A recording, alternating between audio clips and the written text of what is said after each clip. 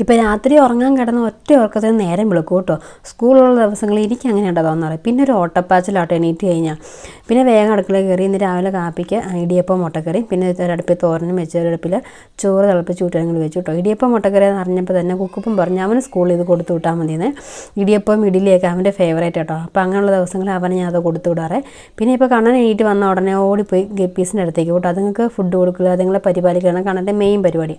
കുറച്ച് നേരം ഞാനും പോയി നോക്കി നിട്ടോ. ഇങ്ങനെ നോക്കി നിൽക്കുമ്പോൾ നമ്മുടെ മൈൻഡൊക്കെ ഒന്ന് ഫ്രീ ആവട്ടോ. അന്നേരത്തേക്കിന് കല്ലു എണീറ്റു അവളെ കിടന്ന് കരയാൻ തുടങ്ങുമായിരുന്നു. അടുത്താരും ഇല്ലായിരുന്നു. പിന്നെ കണ്ണൻ വന്നിട്ട് പാട്ടൊക്കെ പഠിപ്പത്തിനും അവൾ ഓക്കെ ആയി. പിന്നെ അവളെ എടുത്ത് കണ്ണൻ്റെ കൊടുത്തിട്ട് ഞാൻ നേരെ കുക്കുപ്പനെ കുളിക്കാൻ വേണ്ടി കയറ്റി വിടും കേട്ടോ.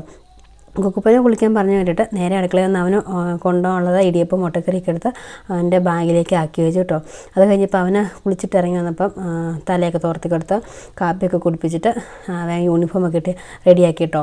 കാരണം ഇന്ന് കണ്ണൻ തന്നെയാണ് അവനെ ബസ് സ്റ്റോപ്പിലേക്ക് കൊണ്ടുപോകുന്നത്. കല്ലു എണീറ്റ് വന്നതല്ലേ ഉള്ളൂ. അപ്പോൾ അവളെ പല്ലേപ്പിക്കാനും അവിടെ പാമ്പേഴ്സ് മാറ്റാനൊക്കെ ആയിട്ടുണ്ട്. അപ്പം അങ്ങനെ കുക്കുപ്പനെയും കൊണ്ട് കണ്ണൻ ബസ് സ്റ്റോപ്പിലേക്ക് പോയ നേരം കൊണ്ട് ഞാൻ വേഗം കല്ലുവിൻ്റെ പല്ലൊക്കെ തേപ്പിച്ച് അവളെ പാമ്പേഴ്സൊക്കെ മാറ്റി അവളെ സുന്ദരിമണിയാക്കി ഇരുത്തി കേട്ടോ. അതുകൊണ്ട് പിന്നെ കണ്ണൻ വന്നപ്പോൾ ഞങ്ങൾ കാപ്പ് കുടിക്കാൻ വേണ്ടിയിരുന്നേ. കാപ്പുടിയെല്ലാം കഴിഞ്ഞപ്പോഴത്തേനും കണ്ണൻ നേരെ ഷോപ്പിലിട്ട് പോയിട്ടോ. അത് കഴിഞ്ഞപ്പോഴത്തേനും അവൾക്ക് അപ്പുറത്ത് വീട്ടിൽ പോകണമെന്ന് പറഞ്ഞ് ഇവിടെ നിന്ന് ചേച്ചി വിളിച്ച് അപ്പുറത്തുനിന്ന് അവൾ വന്ന് അവളെ എടുത്തുകൊണ്ട് അങ്ങ് പോയി കേട്ടോ. അപ്പോൾ അത് കഴിഞ്ഞിട്ട് എനിക്ക് കുറച്ച് പാത്രങ്ങളൊക്കെ കഴുകി വെക്കാനൊക്കെ ആയിട്ടുണ്ടായിരുന്നേ. അങ്ങനെ പാത്രങ്ങളെല്ലാം കഴുകി പറക്കി വെച്ച് ഗ്യാസ് അടുപ്പൊക്കെ ഒന്ന് തേച്ച് കഴുകി അവിടെയൊക്കെ ഒന്ന് ക്ലീനാക്കി എടുത്തു കേട്ടോ. അത് കഴിഞ്ഞപ്പോഴത്തേക്കിനും എനിക്ക് തൂത്തുവാരി തുടയ്ക്കാനൊക്കെ ആയിട്ടുണ്ടായിരുന്നേ.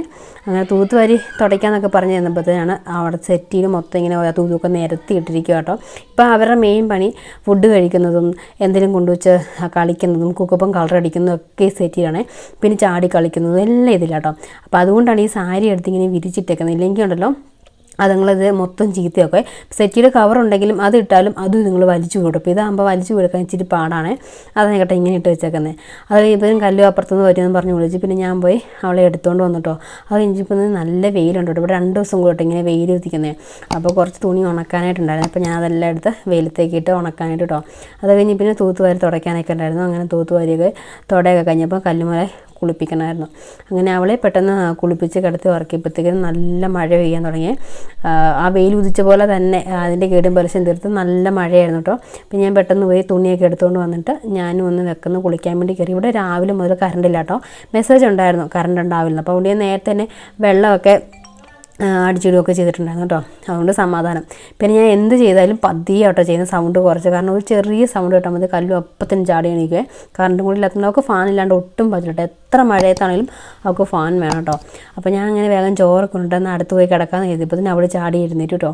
പിന്നെ നല്ല വഴക്കായിരുന്നേ. അതുകൊണ്ട് പിന്നെ അവളെ ഏതെങ്കിലും എടുത്തുകൊണ്ട് വന്നപ്പോൾ കുക്കനെ വിളിക്കാൻ പോകുന്ന സമയം കേട്ടോ. അങ്ങനെ കല്ലിനെ അപ്പുറത്തെ വീട്ടിലാക്കിയിട്ട് ഞാൻ നേരെ കുക്കനെ വിളിക്കാൻ വേണ്ടി പോയി കേട്ടോ. അപ്പോൾ ഇന്നത്തെ വീഡിയോ ഇത്രയേ ഉള്ളേ. Okay, by.